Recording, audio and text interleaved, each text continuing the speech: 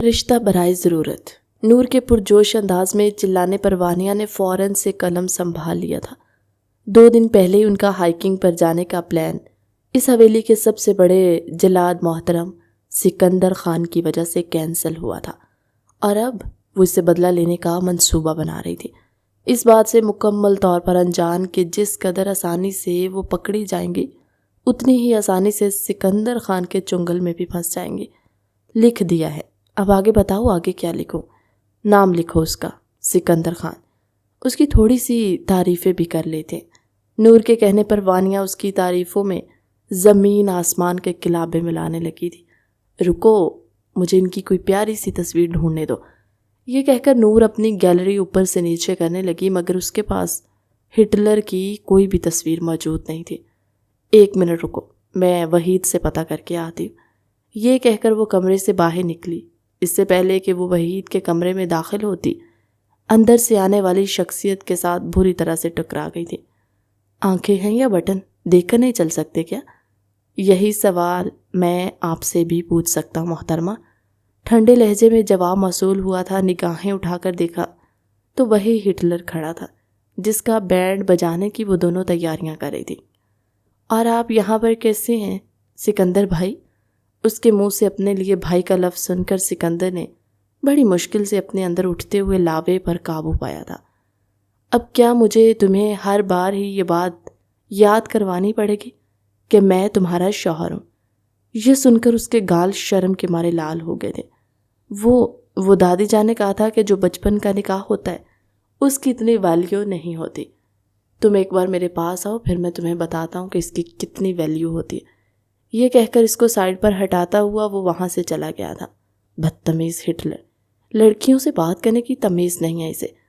اپنے بال ہوا میں جھٹکتی ہوئی وہ وحید کے کمرے میں داخل ہوئی تھی۔ مجھے اس لڑکے کی ایک تصویر چاہیے۔ شوہر وہ تمہارا ہے اور تصویر تم مجھ سے مانگ رہی ہو۔ وہ آنکھیں چھوٹی چھوٹی کر کے اس کو گھورتے ہوئے بولا تھا۔ مجھے بتاؤ کہ تم مجھے تصویر دے رہے ہو یا تمہاری 5 گرل فرینڈز کے بارے میں دادا جان کو جا کر بتاؤں؟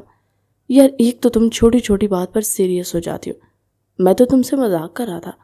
وہ فوراً سے لائن پر واپس آ گیا تھا۔ اس کے اس انداز پر وہ کھلکھلا کر مسکراتی تھی۔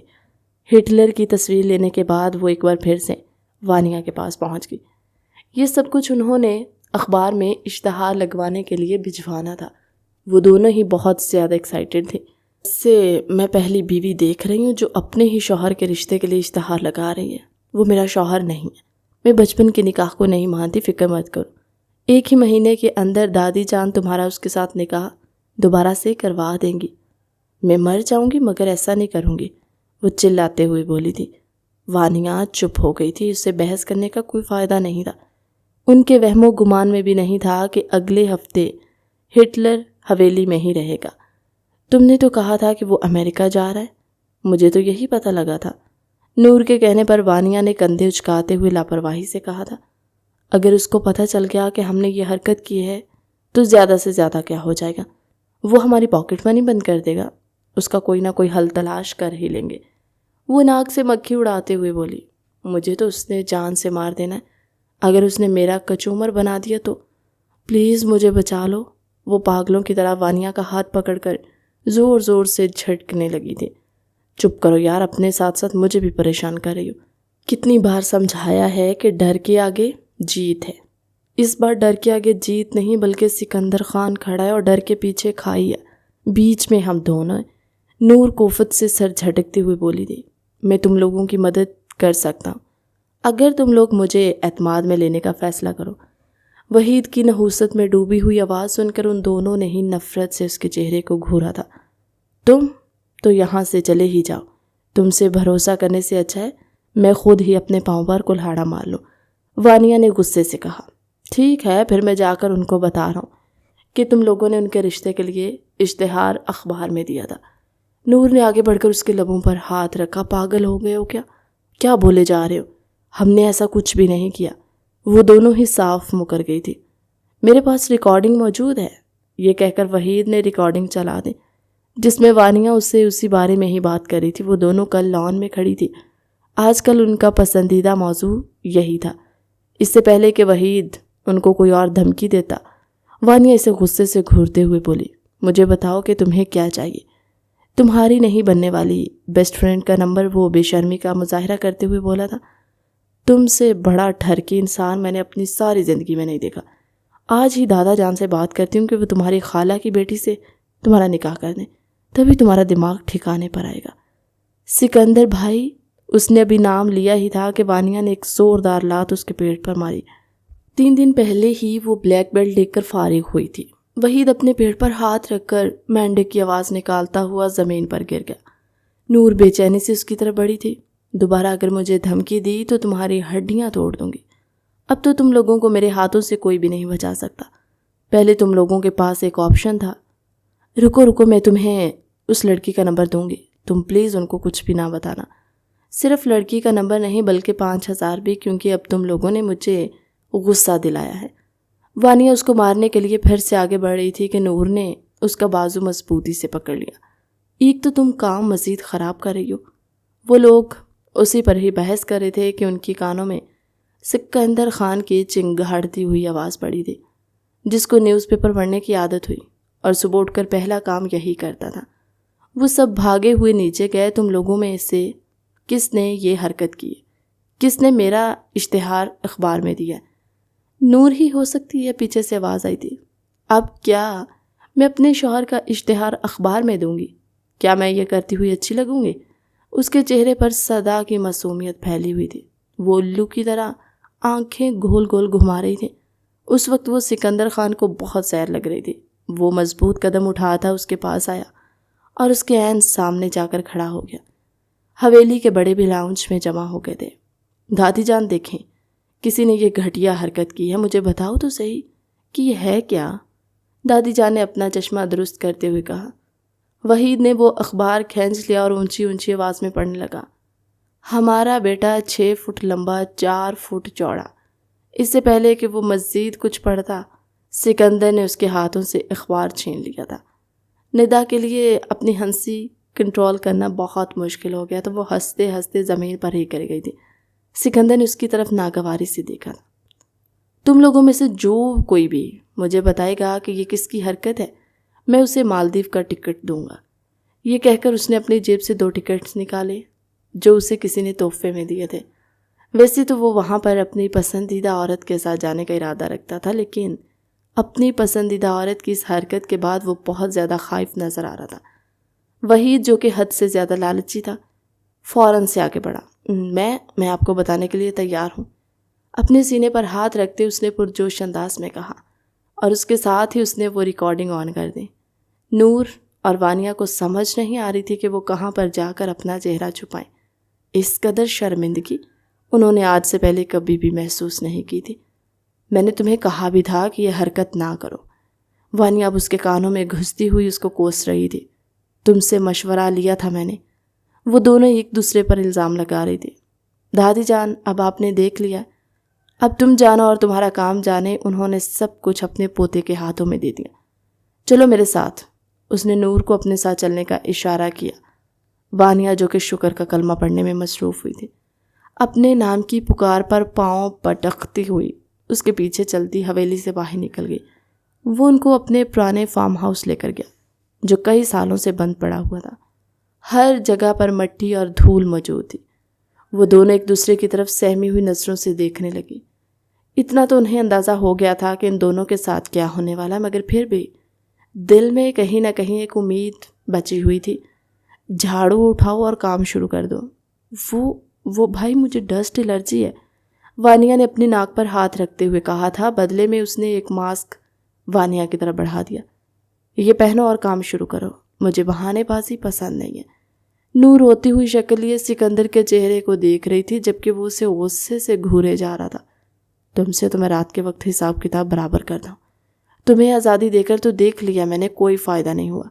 اس نے اپنی گردن جھکا لی تھی۔ اس کی سانسیں پھول گئی تھی۔ جب بھی سکندر کوئی معنی خیز بات کرتا تو اس کی حالت یوں ہی غیر ہونے لگتی۔ 5 گھنٹوں میں انہوں نے صرف اور صرف لاؤنج کی صفائی کی تھی۔ اس کے علاوہ وہاں پر اور بھی بہت سارے کمرے موجود تھے۔ ساری رات ہی وہ کمروں کی صفائیاں کرتی رہیں۔ صبح جب وہ دونوں حویلی کے اندر داخل ہوئیں تو ان کی حالت دیکھ کر وحید ان کا مذاق بنانے لگا۔ ان کا بس نہیں چل رہا تھا کہ وہ وحید کو اٹھا کر کسی ایسی جگہ پر پھینک دے جہاں سے اس کی واپسی ناممکن ہو جائے۔ اب تم دیکھو بچو میں تمہارے ساتھ کرتی کیا ہوں۔ وانیہ نے اپنے چہرے پر ہاتھ پھیرتے ہوئے اسے دھمکی دیتے ہوئے کہا۔ اوہ ہیلو، میرے پاس اور بھی بہت سے ثبوت موجود ہیں۔ میرے پاس وہ تصویریں بھی موجود ہیں جہاں تم سکندر صاحب کی شرٹس پر انک پھینک رہی تھی۔ اگر میں نے وہ تصویریں ان کو دکھا دی تو تمہیں ان کے چنگل سے کوئی نہیں بچا سکتا۔ وہ دونوں بے بسی سے اس کو گھورتے ہوئے وہاں سے چلی گئی۔ یا میں سوچ رہی ہوں سکندر صاحب سے طلاق لے لوں۔ تم اس بارے میں کیا کہتی ہو؟ وانیہ جو کہ کپڑے استری کرنے میں مصروف تھی اس کی بات سن کر بری طرح سے چونکی۔ چپ کر جاؤ پاگل عورت، اگر حویلی کے کسی شخص نے بھی یہ بات سن لی تو وہ تمہاری ٹانگیں توڑ دے گا۔ لو جی، اس میں ٹانگیں توڑنے والی کون سی بات ہے؟ انہوں نے میرا اس وقت نکاح کیا تھا جب مجھے پتہ ہی نہیں تھا۔ اب مجھے جب اس نکاح کے بارے میں علم ہوا ہے اور میں اس نکاح کے لیے راضی نہیں ہوں تو میں پورا حق رکھتی ہوں۔ میرے کمرے میں آؤ، مجھے تم سے ایک ضروری بات کرنی ہے۔ سکندر خان کی آواز سن کر اس کے باقی کے الفاظ اس کے منہ میں ہی دب گئے تھے۔ لو جی، شیطان کا نام لیا، شیطان حاضر ہو گیا۔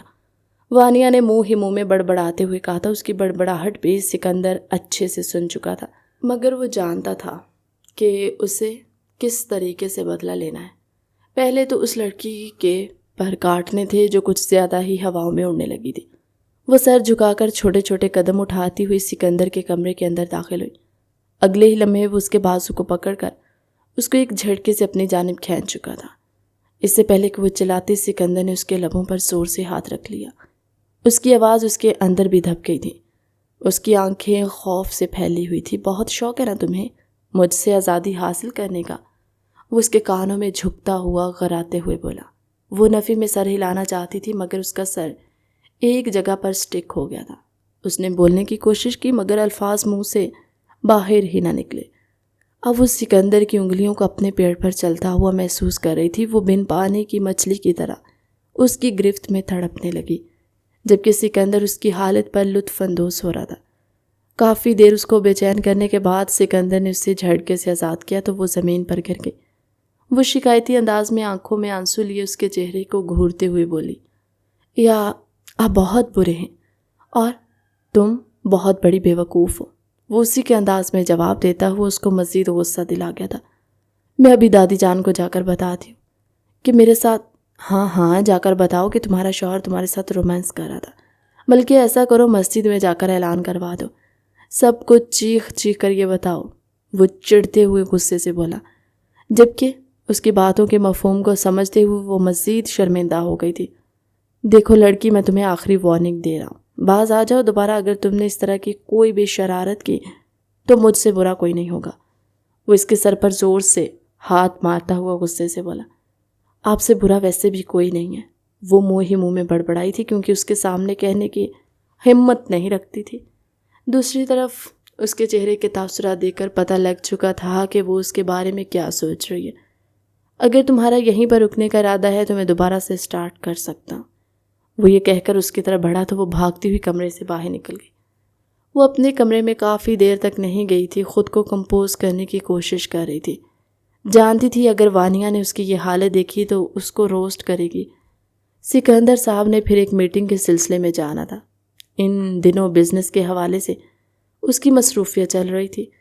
حویلی میں بھی وانیہ اور جنید کی شادی کی تیاریاں ہو رہی تھیں۔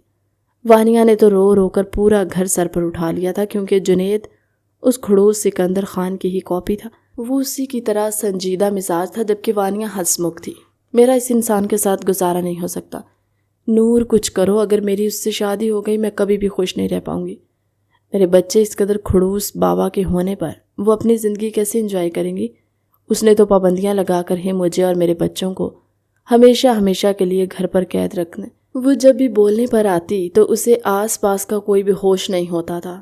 نور اس کو خاموش کروانے کی کوششیں کر رہی تھی مگر وہ نان سٹاپ بولے ہی جا رہی تھی، مجھے لگتا ہے کہ مجھے یہاں سے چلنا چاہیے۔ نور جنید کو دیکھ کر فوراً سے وہاں سے 9-11 ہو گئی تھی۔ محترمہ، اگر ہم مل بیٹھ کر بات کریں تو ہو سکتا ہے کہ آپ کی غلط فہمیاں دور ہو جائیں۔ ہائے میرے اللہ، یہ یہاں پر کہاں سے آ گیا؟ اس نے اپنے سینے پر ہاتھ رکھ کر واویلا مچاتے ہوئے کہا۔ پلٹ کر دیکھا تو اپنی جگہ پر اچھل پڑی۔ کیونکہ وہ اپنی شاندار پرسنالٹی لیے کھڑا مسکراتے ہوئے اسے دیکھ رہا تھا۔ وانیہ نے اپنی آنکھیں زور زور سے مسلی، جیسے خود کو یقین کروانے کی کوشش کر رہی ہو کہ یہ وہی انسان ہے۔ ہاں، یہ وہی تھا۔ آپ مسکراتے بھی ہیں؟ اس کے منہ سے بے ساختہ پھسلا۔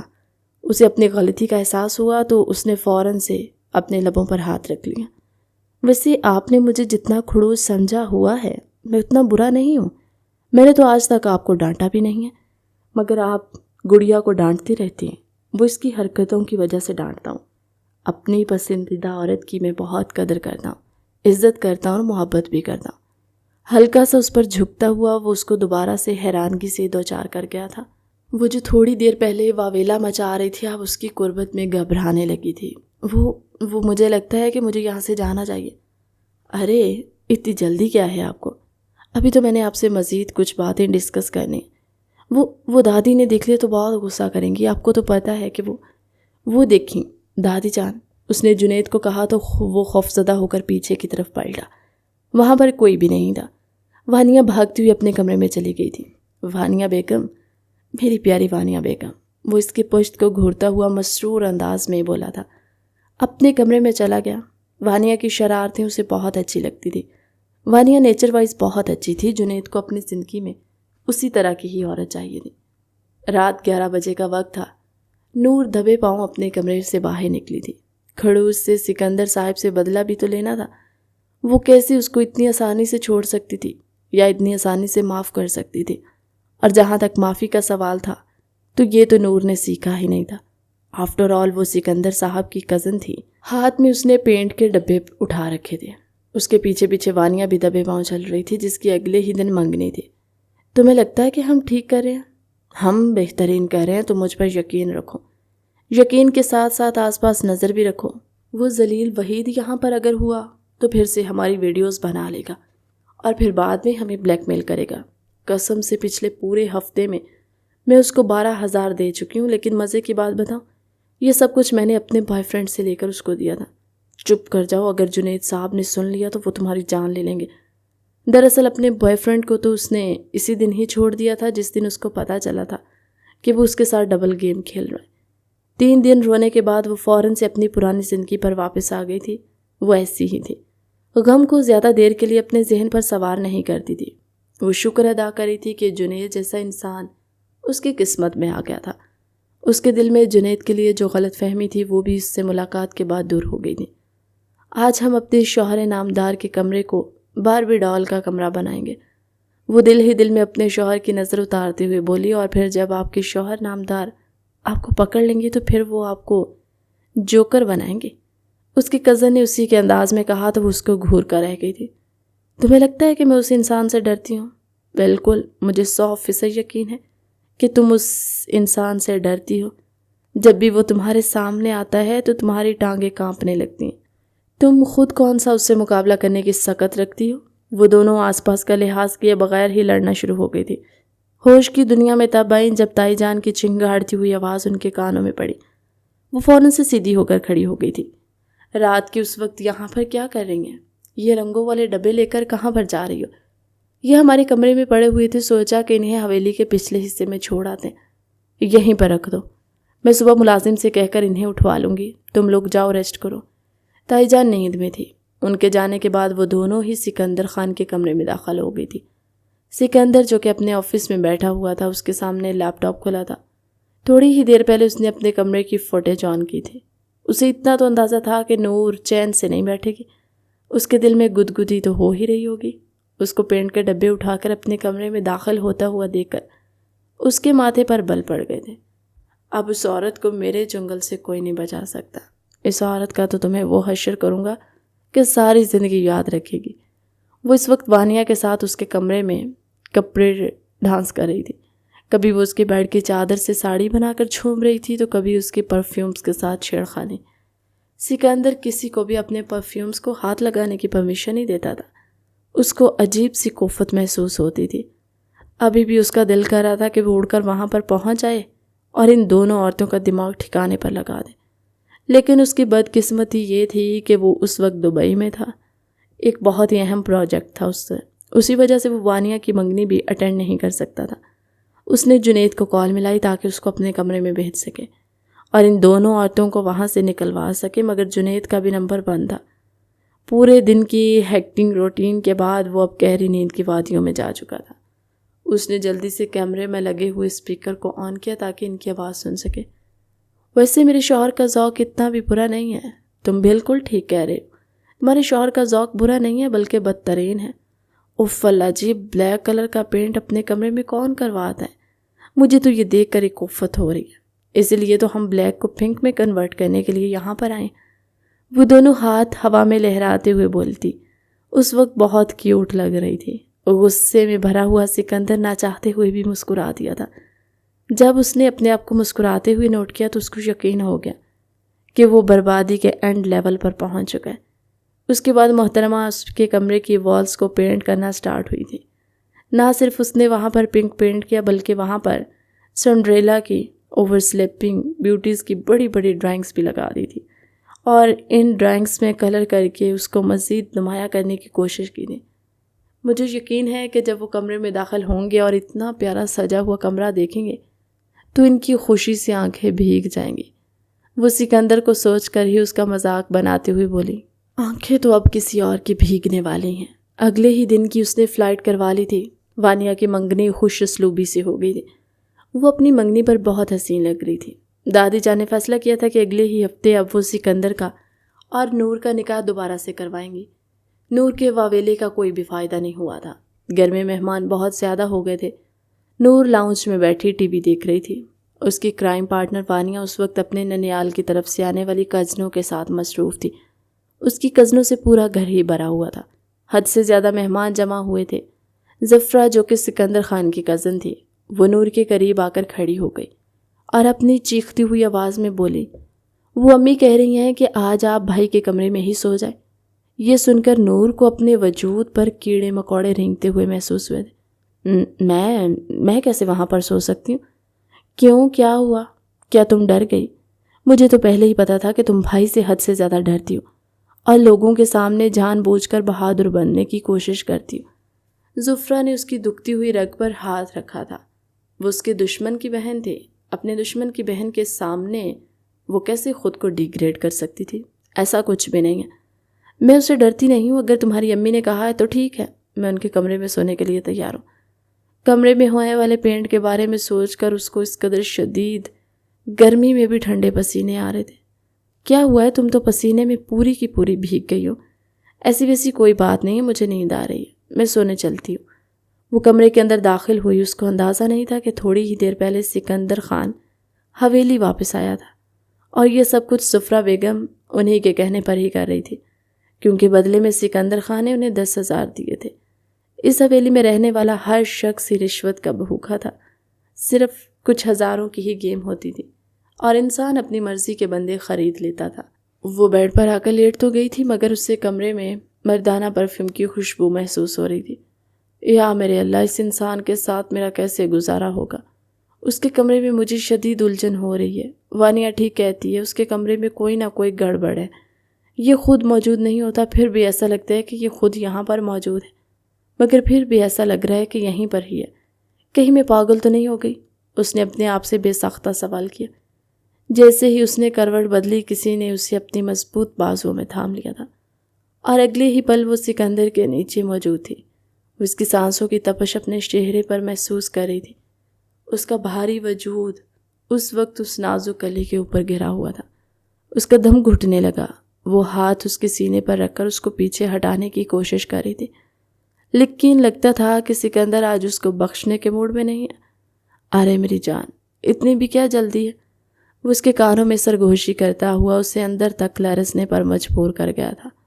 وہ اس پر غصہ کرنا چاہتی تھی، اس کو سزا دینا چاہتی تھی، مگر اس کا نرم نرم وجود محسوس کرتے ہوئے سکندر سب کچھ ہی بھول چکا تھا۔ اسے صرف اتنا پتا تھا کہ اس کی پسندیدہ عورت اس کی باہوں میں موجود ہے، اس کی بے حد قریب ہے۔ وہ اس کے ساتھ جیسا چاہے ویسا سلوک کر سکتا ہے۔ پلیز پلیز دور ہٹے، شوہر ہوں، تم پر پورا حق رکھتا ہوں۔ یہ کہہ کر وہ اس کی گردن پر جھک گیا تھا۔ اگلے ہی لمحے وہ اس کی گردن پر اپنی محبت کے نشان چھوڑنے لگا۔ وہ سسکنے لگتی، کبھی اس کی شرٹ مضبوطی سے اپنی مٹھی میں دبوچ لیتی اور کبھی اس کے سینے پر زور زور سے خراشیں لگاتی، مگر سکندر کو دیکھ کر یوں لگ رہا تھا جیسے اس پر کوئی اثر ہی نہ ہو رہا ہو۔ پلیز، اس نے دوبارہ سے سسکتے ہوئے کہا۔ سکندر اس کی گردن کو آزاد کرتا ہوا اب کے بعد اس کے ہونٹوں کو اپنی گرفت میں لے چکا تھا۔ نور کو لگ رہا تھا کہ وہاں پر آ کر اس نے اپنی زندگی کی سب سے بڑی غلطی کر دی۔ وہ تو اس انسان کو کھڑوس سمجھتی تھی، وہ تو سوچ بھی نہیں سکتی تھی کہ وہ اس قدر رومانٹک ہو سکتا ہے۔ جب اس سے الگ ہوا تو وہ اپنی سانسیں ہموار کرنے کی کوشش کرنے لگی۔ اس کے ہونٹوں کو آزاد کرنے کے بعد اب وہ اس کی آنکھوں کو چومنے لگا تھا۔ ایک آنسو اس کی آنکھوں سے نکلا اور اس کے گالوں پر آ کر رک گیا، جس کو سکندر نے پیار سے اپنی انگلیوں کے پوروں پر چن لیا۔ پلیز پلیز مجھ سے دور ہو جائیں۔ کس کی اجازت سے تم نے میرے کمرے کا پینٹ چینج کیا ہے؟ یہ سن کر اسے اپنی رہی سہی جان بھی نکلتی ہوئی محسوس ہوئی تھی۔ کون سے پینٹ کی بات کر رہے ہیں آپ؟ یہ کہہ کر سکندر نے آگے بڑھ کر لائٹ آن کر دی تھی۔ وہ اس وقت شرٹ لیس تھا، اس کے سینے کے بال واضح تھے۔ اس نے فوراً سے اپنی آنکھوں پر ہاتھ رکھ لیا۔ سکندر نے اس کے دونوں ہاتھ اس کی آنکھوں سے ہٹائے اور بیڈ کے ساتھ لگا دیں اور ایک بار پھر سے اس کے اوپر جھک گیا تھا۔ نور نے ارادہ کر لیا تھا اب چاہے کچھ بھی ہو جائے وہ کبھی بھی اس انسان کے ہاتھ نہیں آئے گی۔ یہ انسان تو اس کی جان نکالنے کے در پہ تھا۔ پلیز پلیز مجھے معاف کر دیں، وعدہ کرتی ہوں کہ دوبارہ ایسی غلطی کبھی نہیں کروں گی۔ آپ جو کچھ بھی کہیں گے میں کرنے کے لیے تیار ہوں، ٹھیک ہے؟ تو پھر مجھے کس کرو۔ یہ سن کر وہ شرم سے پانی پانی ہو گئی تھی۔ ابھی تھوڑی ہی دیر پہلے تو سکندر نے اس کو کس کیا تھا، وہ بدلے میں اس کو کیسے کس کر سکتی تھی؟ سکندر نے اس کو گھورا تو اس نے فوراً سے اپنے ہونٹوں پر ہاتھ رکھ لیا تھا اور نفی میں سر ہلانے لگی۔ تو پھر ٹھیک ہے، میری گستاخیاں برداشت کرنے کے لیے تیار ہو جا۔ سکندر کا ہاتھ جیسے اس کی شرٹ پر گیا تو وہ زور زور سے نفی میں سر ہلاتے ہوئے بولی، ٹھیک ہے، میں آپ کو کس کر رہی ہوں، لیکن اس سے پہلے مجھ سے وعدہ کرو کہ دوبارہ کبھی بھی اس طرح کی حرکت نہیں کرو گی اور نہ ہی دوبارہ کبھی مجھے پریشان کرنے کی کوشش کرو گی۔ وہ میں آپ سے وعدہ نہیں کر سکتی، وہ اصل میں کبھی کبھار مجھ پر شیطان آ جاتا ہے۔ ٹھیک ہے میں وعدہ کر رہی ہوں آپ سے۔ آپ ایسے کیوں دیکھ رہے ہیں مجھے؟ میرے سر کی قسم اٹھا کر کہو کہ تم ایسا کام دوبارہ نہیں کرو گی، آپ مر جائیں گے۔ اس کے منہ سے پھسلا تھا۔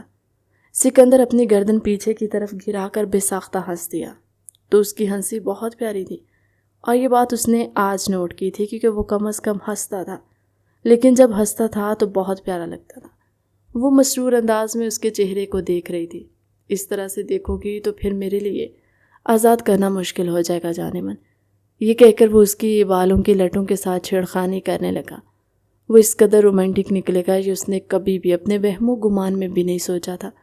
چلو مجھے کس کرو۔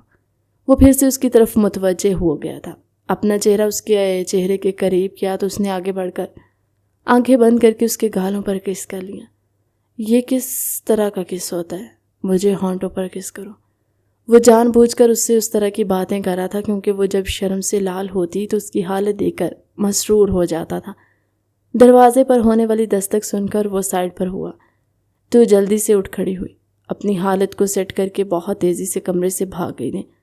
تب تک وہ بھی شرٹ پہن چکا تھا۔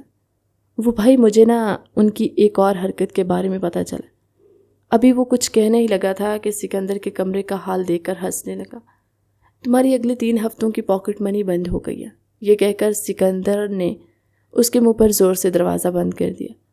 وہ اپنی شکل لے کر واپس پلٹ گیا تھا، یعنی اب اس حویلی میں ہنسنا بھی منع ہے۔ نور سکندر کے سب سے چھوٹے چچا جان کی بیٹی تھی، جس کا ان کے بچپن میں ہی انتقال ہو گیا تھا۔ وہ بچپن سے ہی حد سے زیادہ معصوم تھی، پیاری تھی۔ اس کے بابا سکندر سے بے تحاشا محبت کرتے تھے۔ بچپن میں ہی انہوں نے نور کا سکندر سے نکاح کروا دیا تھا۔ تب وہ بہت چھوٹی تھی، اسے نکاح کا ٹھیک طرح سے مطلب بھی نہیں پتہ تھا۔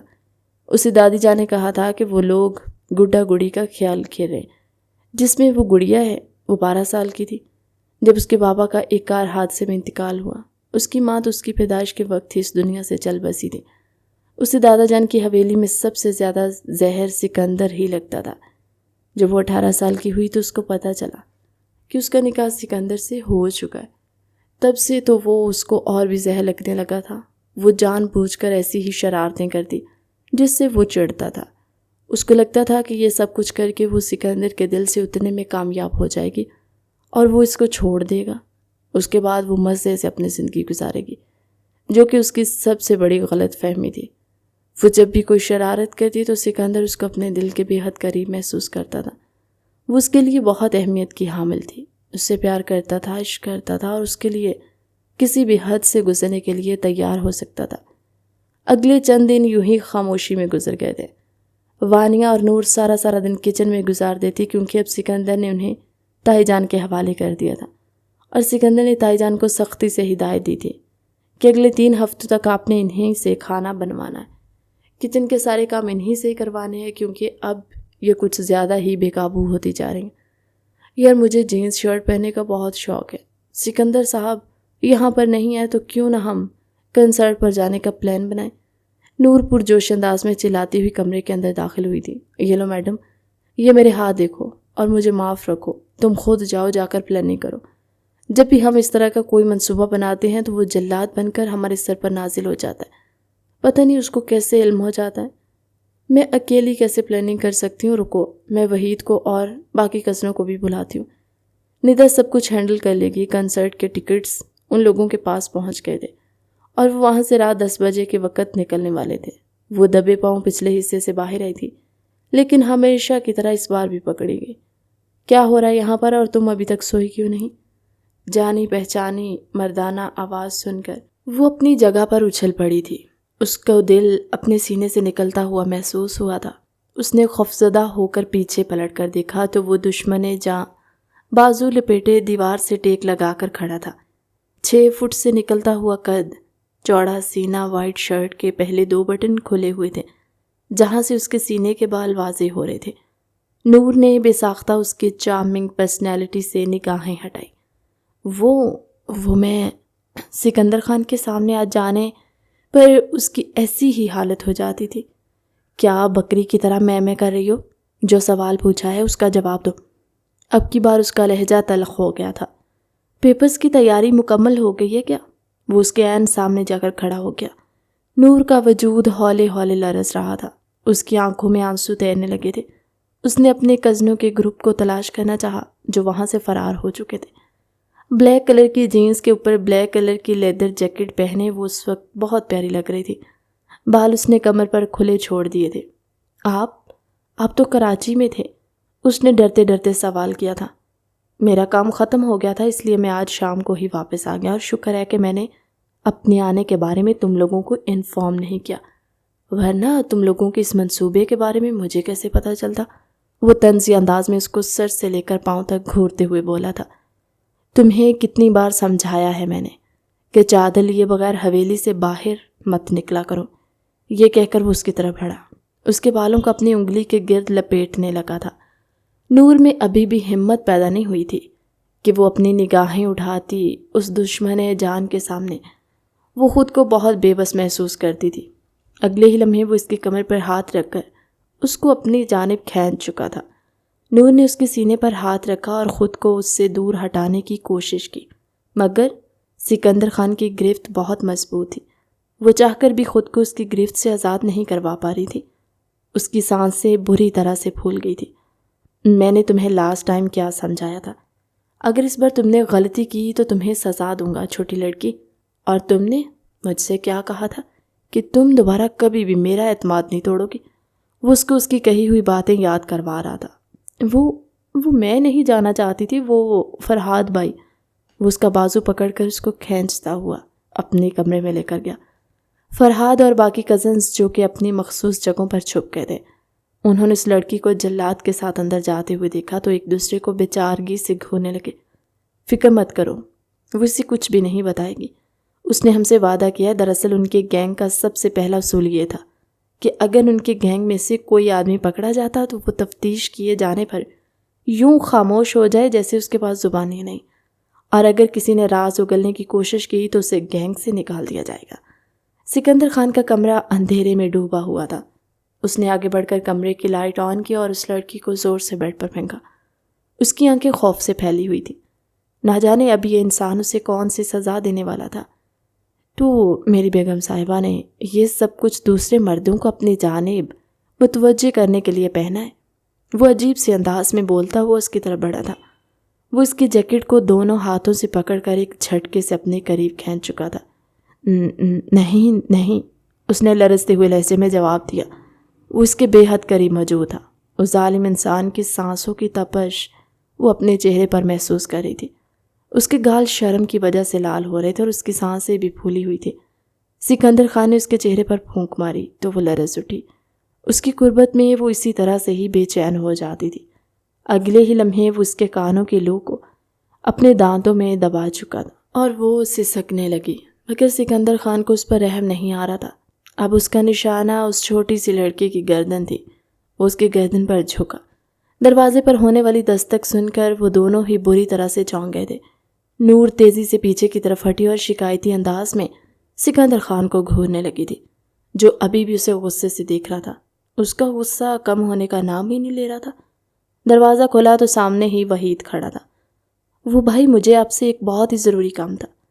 وحید سوچ رہا تھا کہ وہ اوور سمارٹ بنے گا اور اس چھوٹی سی لڑکی کو جلاد کے جنگل سے نکالنے میں کامیاب ہو جائے گا۔ مجھے بھی تم لوگوں سے کام ہے، باقی سب کزنوں کو بھی نیچے بلاؤ۔ یہ کہہ کر وہ نیچے لاؤنج میں چلا گیا تھا۔ تب تک وہ بھی اٹھ کر اپنی حالت درست کر چکی تھی۔ کیا ہوا ہے؟ اس نے تمہیں کچھ کہا تو نہیں؟ بس کھانے ہی والا تھا، شکر ہے کہ تم آ گئے، وہ دھیمے لہجے میں بولی۔ سردار سکندر خان نے اسے اس کے کمرے میں جانے کا اشارہ کیا۔ میری قسمت خراب تھی جو میں نے اس انسان سے نکاح کر لیا۔ توبہ توبہ، اس قدر ظالم انسان میں نے اپنی ساری زندگی میں نہیں دیکھا، اور دیکھو تو جس سے آنکھوں ہی آنکھوں میں مجھے زندہ نکل جائے گا۔ اس کے کانوں کی لو ابھی بھی شدید درد کر رہی تھی، گردن میں الگ سی ٹھیس اٹھ رہی تھی۔ ہٹلر کہیں کا ظالم انسان۔ اس کو کوستی ہوئی وہ اپنے کمرے میں داخل ہو گئی۔ جلدی سے جا کر چینج کیا تھا، اس سے پہلے کہ دادی جان دیکھ لیں۔ وہ اپنے پرانے حلیے میں واپس آ چکی تھی۔ ملازمہ پہلے سے ہی اس کے کمرے میں موجود تھی۔ کیا ہوا ہے بانو؟ پریشان کیوں نظر آ رہی ہو؟ وہ نیچے سکندر صاحب یہ کہہ کر وہ خاموش ہو گئی تھی۔ کیا ہوا ہے؟ وہ آپ کو بلا رہے، مگر میں آپ کو یہی مشورہ دوں گی کہ آپ نیچے نہ جائیں۔ میں ان کو جا کر بتا دیتی ہوں کہ آپ سو رہی ہیں، آپ بس سونے کی ایکٹنگ کریں۔ بانو کو وہ چھوٹی سی لڑکی بہت زیادہ پسند تھی۔ اس کی چھوٹی بیبی سی بہت اچھی بنتی تھی۔ لیکن ہوا کیا ہے نیچے، کیا چل رہا ہے؟ وہ کھڑکی میں جا کر کھڑی ہوئی۔ اسی وقت ہی سکندر خان کی نظر اس پر پڑی تھی۔ اب کیا تمہیں ایک الگ سے انویٹیشن کارڈ بھیجنا پڑے گا؟ وہ حلق کے بل چلاتے ہوئے بولا۔ تو وہ اپنی جگہ پر اچھل پڑی۔ یا میرے اللہ، میری اس ظالم انسان سے حفاظت فرما۔ اس کے سارے میل کزنز لان میں موجود تھے اور زمین پر گول گول ہو رہے تھے۔ اسی طرح سے ہی وہ پورے لان کا چکر لگا رہے تھے، جبکہ لڑکیاں ہاتھ اوپر کے لان میں بھاگ رہی تھیں۔ وہ کھڑوس انسان سزائیں بھی فوجیوں والی ہی دیتا تھا۔ جب وہ نیچے پہنچی تو وہ بھی ان لڑکیوں میں شامل ہو گئی تھی۔ آج کے بعد تم ہماری گینگ کا حصہ نہیں ہو، ندا نے اس کو گھورتے ہوئے کہا۔ میں قسم اٹھا کر کہتی ہوں میں نے اس ظالم انسان کو کچھ نہیں بتایا، اور میں ایسا کر بھی کیسے سکتی ہوں؟ وہ منمناتے ہوئے بولی۔ تو کیا پھر اس انسان کو وجدان ہوا تھا؟ ندا نے کوفت سے اپنا سر جھٹکتے ہوئے کہا تھا۔ اب اس بارے میں تو میں کچھ بھی نہیں کہہ سکتی، کیونکہ ابھی میں اس کے اتنے قریب نہیں گئی، وہ شرارتی انداز میں کہتی۔ اسی وقت ندا کو بہت زہر لگ رہی تھی۔ تم تو چپ ہی کر جاؤ، تمہاری جان تو میں اپنے ہاتھوں سے لوں گی، صرف اور صرف ایک بار یہاں سے نکلوں۔ تقریباً 3 گھنٹے تک وہ سب لان میں ہی چکر کاٹتے رہے تھے۔ ان کی حالت بہت خراب ہو چکی تھی۔ زمین پر سب سے پہلے گرنے والی نور ہی تھی۔ وہ ہر چیز کا لحاظ کیے بغیر بازو پھیلا کر زمین پر لیٹ چکی تھی اور گہرے گہرے سانس لے کر خود کو پرسکون کرنے کی کوشش کر رہی تھی۔ جبکہ سکندر خان نے یہ دیکھا تو اس کو نئے سرے سے غصہ آیا تھا۔ اس لڑکی کا کچھ نہیں ہو سکتا تھا۔ وہ اس کی طرف بڑھا اور اس کو بازو سے پکڑ کر ایک جھٹکے سے اٹھایا۔ اب کیا تمہیں مجھے ہر چیز کے بارے میں سمجھانا پڑے گا؟ میں نے کیا کر دیا ہے؟ اب آپ ہر وقت مجھے ڈانٹتے ہی رہتے ہیں۔ یہ کہہ کر اس نے پھوٹ پھوٹ کر رونا شروع کر دیا۔ چپ کر جاؤ، اب مجھے تمہاری آواز نہیں آنی چاہیے۔ جو شرارت تم لوگوں نے کی ہے اس کا حساب و کتاب برابر کرنا تو ابھی باقی ہے۔ تم میں سے اب کوئی بھی میری اجازت کے بغیر اس حویلی سے قدم باہر نہیں نکالے گا۔ بھئی ہم تو لڑکے ہیں، تم لوگوں کی وجہ سے ہی یہ سب کچھ ہوتا ہے۔ اگر تم لوگوں میں ذرا سی بھی غیرت ہوتے تو اس حلیے میں اپنے خاندان کی عورتوں کو آدھی رات کے وقت باہر نمائش کے لیے لے کر نہ نکلتے۔ وحید کا چہرہ شرمندگی کے مارے لال ہوا گیا۔ اب وہ سردار جی کو کیا بتاتا کہ وہ لڑکیاں تو ان کے قابو میں ہی نہیں تھیں۔ تم تو مجھ سے آ کر ملو، تم سے تو میں سارے حساب و کتاب بہت اچھے سے برابر کروں گا۔ نور کے کانوں میں جھکتا ہوا وہ اس کی دھڑکنوں کو بری طرح سے منتشر کرنے میں کامیاب ہو گیا تھا۔ اس کے جانے کے بعد سارے کزنز نور کی طرف متوجہ ہوئے۔ پلیز میری بات کا یقین کرو، میں نے اس کو کچھ بھی نہیں بتایا، میں قرآن پاک پر ہاتھ رکھنے کے لیے تیار ہوں۔ جی بیگم صاحبہ ٹھیک کہہ رہی ہیں، انہیں کچھ بھی نہیں بتایا، بلکہ شکور نے ان کو بتایا۔ شکور کو کیسے پتا چلا؟ وہ ان کی حویلی کا چوکیدار تھا۔ جب آپ لوگ باہر جانے کی پلاننگ کر رہے تھے تو وہ آپ کی ساری باتیں سن رہا تھا۔ اس نے ہی صاحب جی کو کال ملائی تھی۔ اب وہ سارے ندا کو غصے سے گھورنے لگے۔ تمہیں کتنی بار سمجھایا میں نے کہ اپنی زبان کو لگام دیا کرو، تم بھی ہر جگہ پر شروع ہو جاتی ہو۔ تمہاری وجہ سے میری کوہنیاں دکھنے لگی ہیں۔ وحید نے اپنی کوہنیوں کو دیکھتے ہوئے منہ بسوڑتے ہوئے کہا تھا، عورتوں کی طرح رونے مت شروع ہو جانا، مرد بنو اور درد کو برداشت کرو۔ سنبل نے اس کا مذاق اڑاتے ہوئے کہا اور مزے سے اپنے کمرے میں چلی گئی۔ اس کو دیکھ کر لگ رہا تھا جیسے اسے کسی چیز سے کوئی فرق ہی نہ پڑا۔ نور جو اپنے کمرے میں جانے ہی لگی تھی کہ کسی نے اس کا بازو پکڑ کر اس کو اپنی جانب کھینچ لیا۔ وہ سکندر خان ہی تھا جو اس کو دیوار کے ساتھ ٹیک لگا کر کھڑا ہو گیا تھا۔ دوبارہ سے وہ کپڑے پہن کر میرے کمرے میں آؤ، یہ کہہ کر اس نے اس کے بالوں کو پیار سے سنوارا، اس کے چہرے پر نرمی سے بوسہ دیا۔ وہ مجھے بہت نیند آ رہی ہے، میں بہت زیادہ تھکی ہوئی ہوں، میری آنکھیں بند ہو رہی ہیں۔ ارے دیکھیں میں تو سو ہی گئی ہوں۔ وہ اس وقت بہت ہی معصوم لگ رہی تھی۔ سکندر کے لبوں پر نہ چاہتے ہوئے بھی مسکراہٹ پھیل گئی۔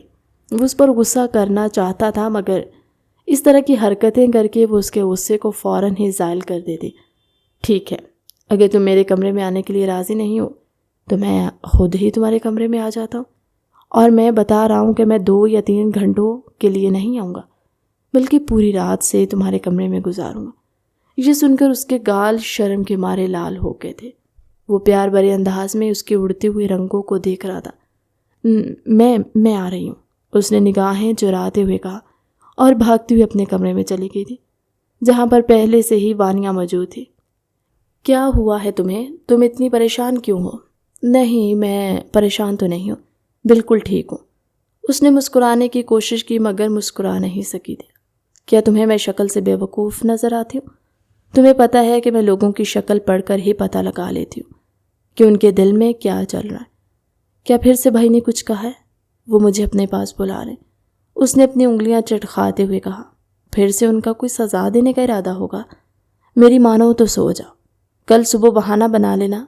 مگر انہوں نے، تم پلیز آج میرے کمرے میں سو جاؤ نا۔ اس نے وانیہ کے دونوں ہاتھ مضبوطی سے پکڑ لیے تھے۔ ٹھیک ہے، پھر میں رات 2 بجے تک لائٹ آن کر کے رکھوں گی۔ ہاں ٹھیک ہے، جیسا کرنا ہے کرو، بس تم میرے کمرے میں ہی رہ جاؤ۔ وانیہ کی اس کے ساتھ ڈیل ہو گئی تھی۔ وہ بدلے میں وانیہ کو اپنا فیورٹ سوٹ دینے والی تھی جو کہ اس کے لیے دنیا کا سب سے مشکل ترین کام تھا، مگر آپ کچھ پانے کے لیے کچھ کھونا تو تھا۔ وہ کافی دیر تک اپنے کمرے میں اس کے آنے کا انتظار کرتا رہا۔ جب 1 گھنٹہ گزر گیا تو وہ غصے سے تن فن کرتا ہوا اس کے کمرے میں پہنچا۔ محترمہ کو رات کے وقت اپنا کمرہ اس وقت تک لاک کرنے کی اجازت نہیں تھی جب تک محترم ان کے موبائل پر میسج کر کے ان کو کمرہ لاک کرنے کا حکم نہیں دیتے تھے۔ سامنے ہی وانیہ بیڈ سے ٹیک لگا کر بیٹھی ہوئی تھی جبکہ تھوڑے ہی فاصلے پر وہ گہری نیند سو رہی تھی۔ کیا ہوا ہے بھائی؟ کیا آپ کو کوئی کام تھا؟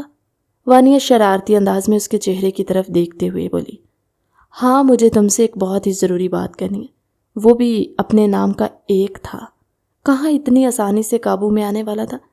یہ سن کر اس کے چہرے کی ہوائیاں اڑ گئی تھی۔ کس بارے میں بات کرنا چاہتے ہیں آپ؟ اگر تم ایزی ہو تو نہیں، ابھی تو میں بالکل بیزی نہیں ہوں۔ میں ایسا کرتی ہوں کہ میں صبح آپ کے پاس آ جاؤں گی۔ جس کے دل میں چور ہو وہ اسی طرح کی حرکتیں کرتا ہے۔ اس بات کا یقین نور کو اس دن ہو ہی گیا تھا۔ چلو بھی ٹھیک ہے، صبح مجھ سے آ کر مل لینا۔ یہ کہہ کر وہ دروازہ بند کر کے وہاں سے رخصت ہو گیا۔ نور نے جلدی سے اپنے چہرے کے اوپر سے کمبل ہٹایا تھا۔ اس قدر شدید گرمی میں بھی اسے کمبل میں 5 منٹ کے لیے اپنا منہ چھپانا پڑا تھا۔ تمہاری وجہ سے میں بھی پھنسنے والی تھی۔ پتہ نہیں اب وہ مجھ سے کون سی بات کرنا چاہتا ہے۔ اس کو آپ اپنی ٹینشن ہونے لگی تھی۔ صبح نور گہری نیند کی وادیوں میں ڈوبی ہوئی تھی جب دروازے پر دستک ہوئی۔ وانیہ نے اپنا کمبل درست کیا اور جھنجھلاتے ہوئے کہا، جا کر دروازہ کھولو، پتہ نہیں کون آ گیا۔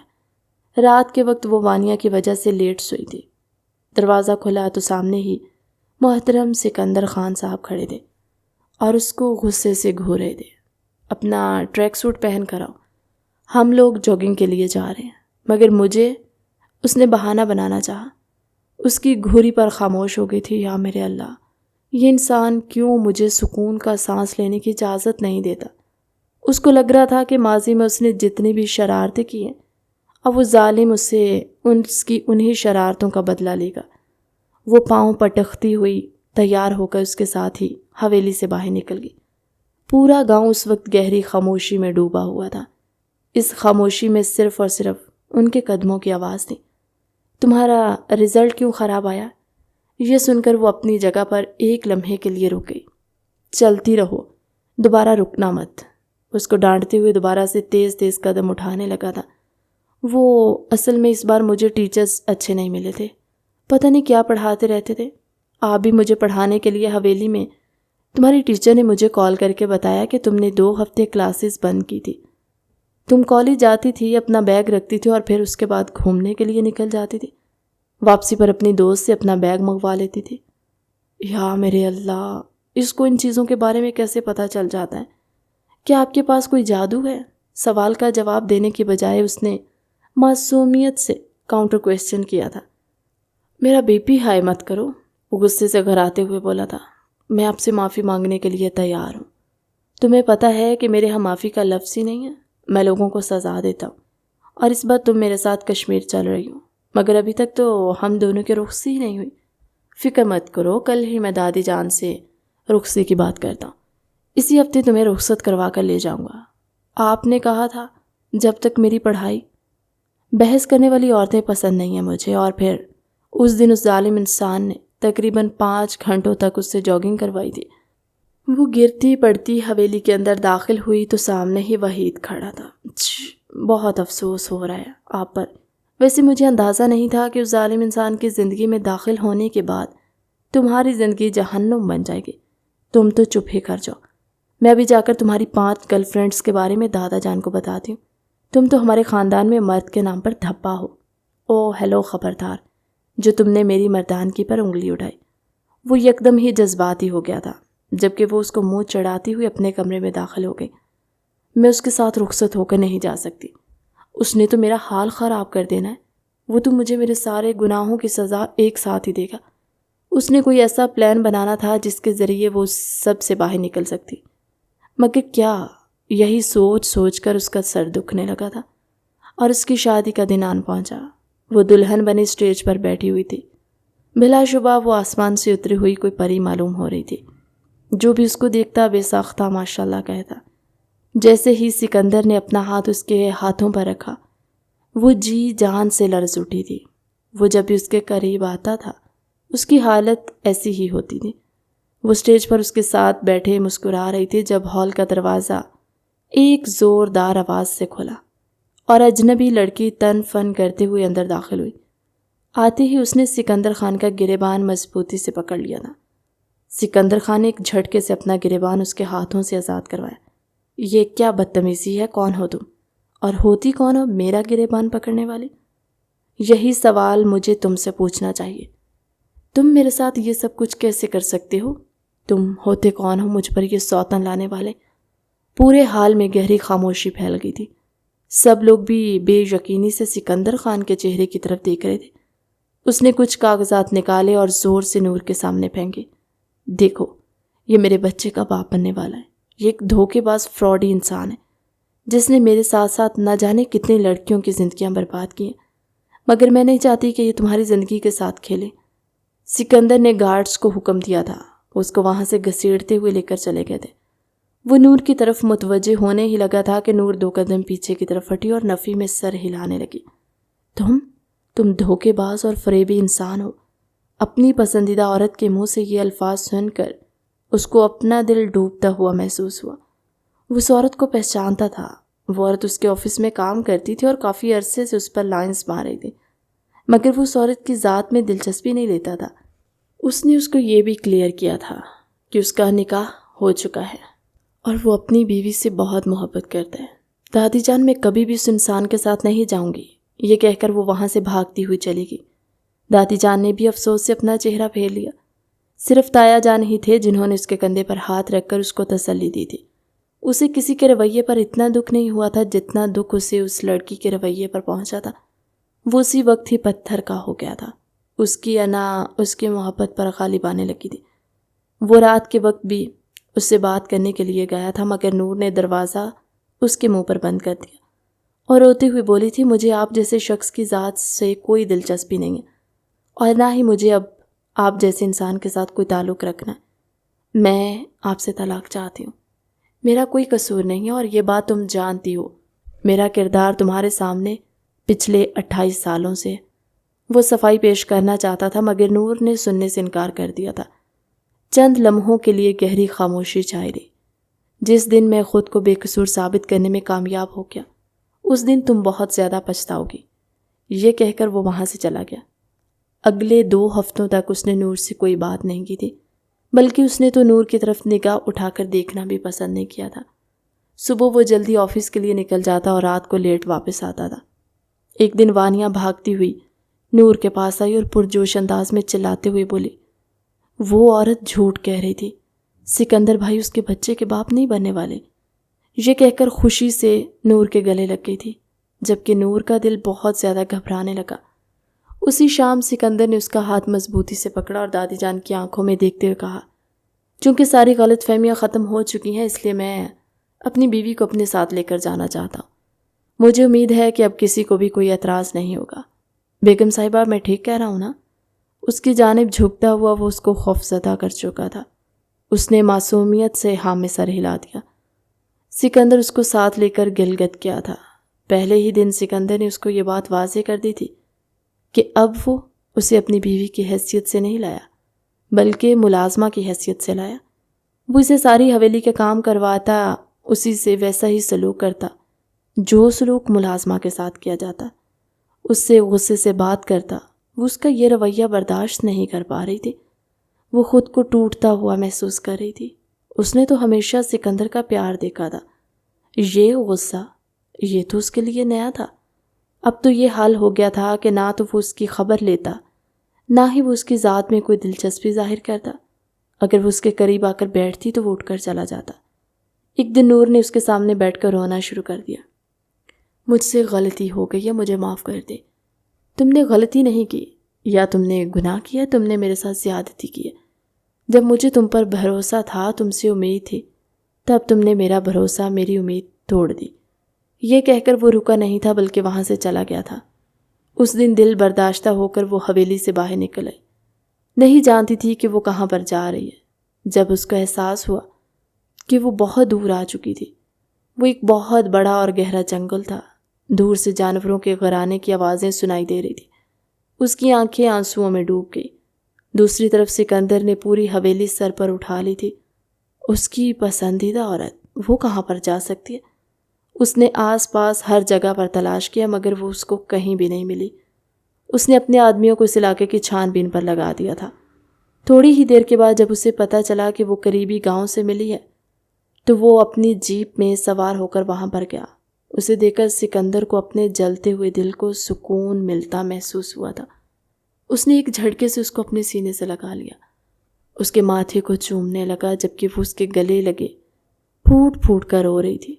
اس کو حویلی واپس لانے کے بعد سکندر نے اس کے مٹی میں ڈوبے ہوئے پاؤں پکڑ کر اسے معافی مانگی، جبکہ وہ اب اس سے ناراضگی کا اظہار کر رہی تھی۔ سکندر کو آج اس بات کا یقین ہو گیا تھا کہ اس کی سانسیں اسی لڑکی کے ساتھ جڑی ہیں جو کہ اس کے لیے اس کی کل کائنات ہے۔ وہ اس کو معاف کر چکا تھا کیونکہ اس چھوٹی سی لڑکی کو اپنی غلطی کا احساس ہو گیا تھا۔ سوری، میں آپ کے ساتھ سروائیو نہیں کر سکتی، یہ کہہ کر وہ اپنا تکیہ اٹھا کر باہر کی طرف بھاگی تھی۔ سکندر نے اس کے پیڑ پر ہاتھ رکھ کر اس کو ایک جھٹکے سے اپنی جانب کھینچا۔ وہ کھلکھلاتی ہوئی بیڈ پر گر گئی۔ سکندر اس کے اوپر جھک چکا تھا۔